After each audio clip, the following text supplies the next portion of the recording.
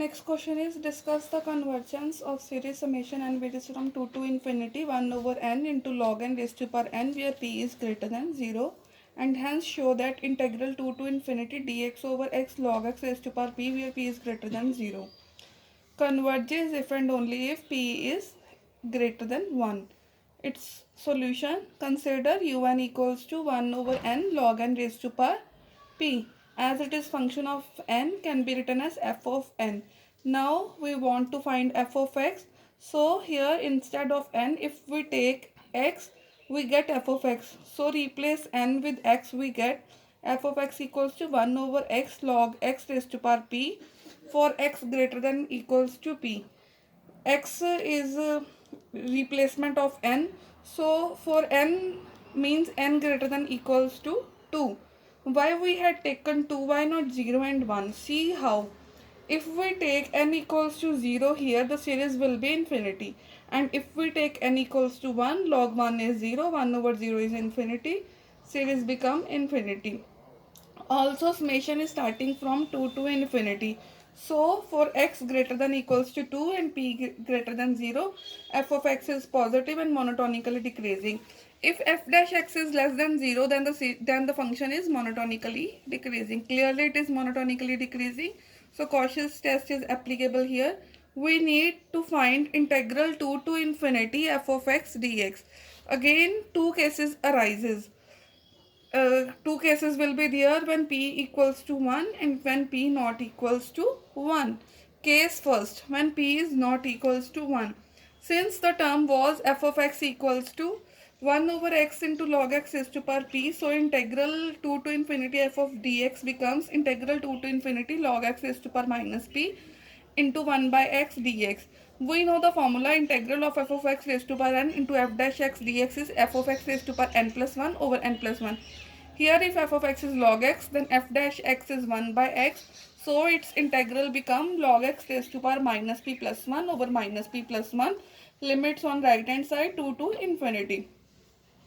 Now again two sub cases will be there, as if p is not equal to 1, then either p is greater than 1 or p is less than 1. Sub case 1, when p is greater than 1, then p minus 1 is positive. So in integral solution we have to make minus p plus 1 as p minus 1. Therefore integral 2 to infinity f of x dx is log x raised to power minus p plus 1 over minus p plus 1 integral 2 to infinity.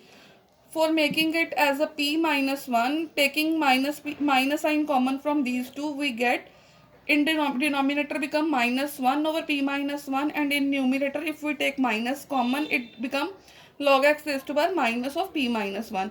This is of negative sign. If we take it in the denominator, power become positive. So it becomes 1 over p minus 1, 1 over log x raised to power p minus 1, limits from 2 to infinity. If we put upper limit minus lower limit, it becomes 1 over p minus 1 into log 2 raised to power p minus 1, which is a finite value. And by Cauchy's integral test, if it is finite, then this integral is convergent. If this is convergent, implies this series is converges, implies given series is convergent. Now subcase 2, when p is less than 1, means 1 minus p is positive. In the integral we already have 1 minus p, so no need of change.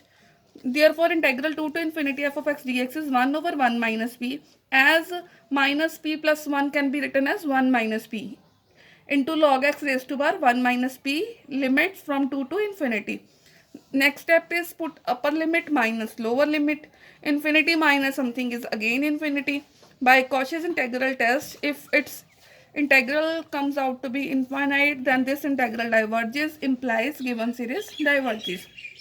Now case 2, when p equals to 1, as if we put p equals to 1 in f of x become 1 over x log x. Therefore integral 2 to infinity f of x dx becomes 1 over x can be written in the numerator and log x in denominator, and we know the formula: integral of f dash x over f of x dx is log of f of x. Here f of x is log x and f dash x is 1 over x, so its integral become log of f of x, means log of log x, and limit from 2 to infinity. Now upper limit log of infinity is infinity minus lower limit. Infinity minus something is infinity. If integral comes out to be infinity, then integral diverges, means given series diverges. On combining all the results of cases, we get summation un converges if p is greater than 1 and diverges if p greater than 0 and less than equals to 1.